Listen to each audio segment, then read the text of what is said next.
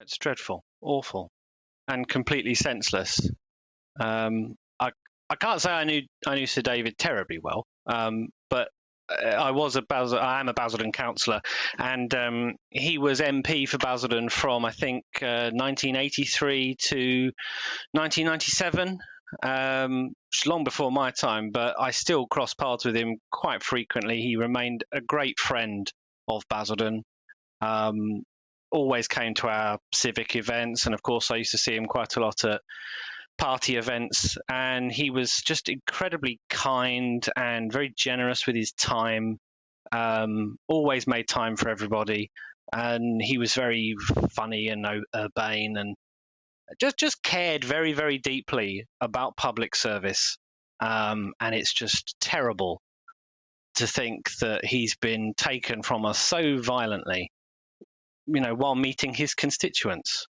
It chills the blood of any elected politician, and it's senseless, utterly senseless.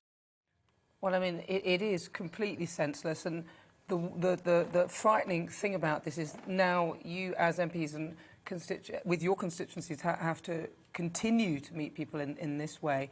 How are you feeling about this?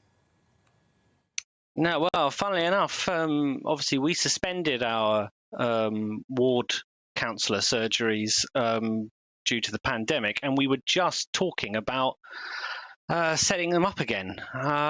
And it does give you a little bit of pause, because, of course, the nature of being accessible to your constituents, having public surgeries, is that you broadcast where they're going to be and where you're going to be.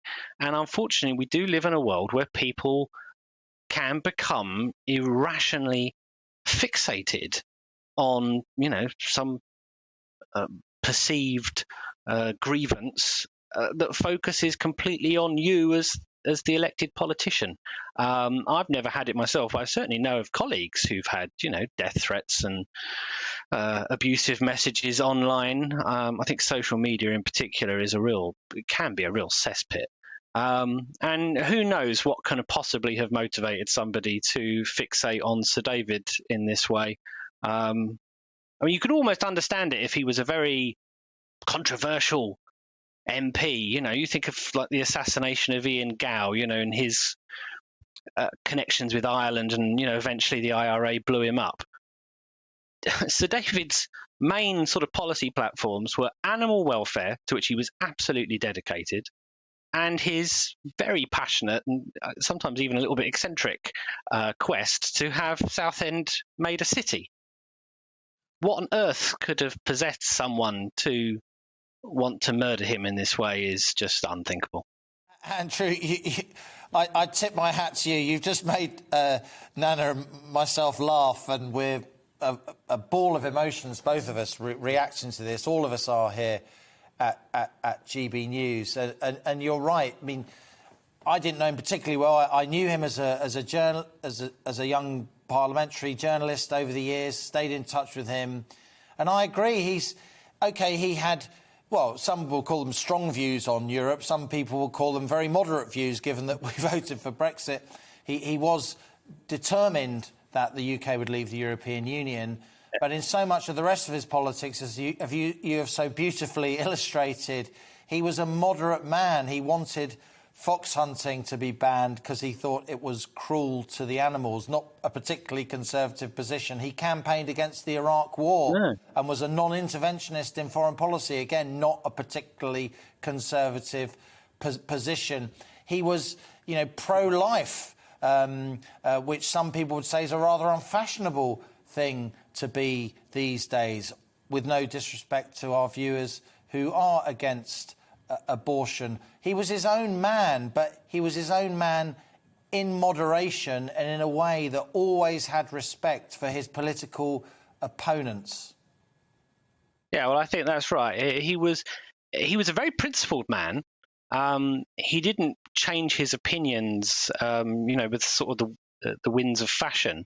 And so that could mean that sometimes he was a bit unfashionable and maybe a little out of step with his own party on occasion. But his whole kind of shtick was that he was quite avuncular, and he was very jolly and playful. And his campaign to make Southend a city was very, very heartfelt. But he brought a lot of joy with it as well. He was quite happy to have a laugh at his own expense quite often as well.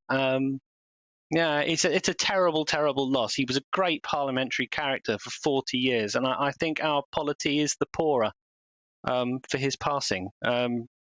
It's just a terrible tragedy, and my heart really goes out to Lady Amess and his 5 children. That's the other thing. He's a 69-year-old man, the father of 5 children.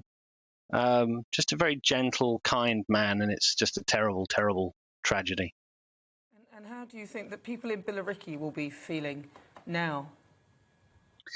Well, I mean, the people across Basildon, Billericay, all the areas that Sir David represented, or as his time as the MP for Basildon, but also just the areas all around the whole of this part of Essex, to whom he was a great friend and supporter, I think will be deeply shocked. He was a well-known local figure, not just in Southend West or in Basildon for that matter, but across the whole of Essex. Really, he was a much-loved, colourful figure, and I think the sense that I'm getting is just profound shock, sadness, anger, just because it's just the outrage of it. It's really, really difficult to get your head round that it's actually happened. Welcome to the GB News YouTube channel. You can watch us live 24 hours a day, catch up on your favourite shows and join in the conversation in the comments below.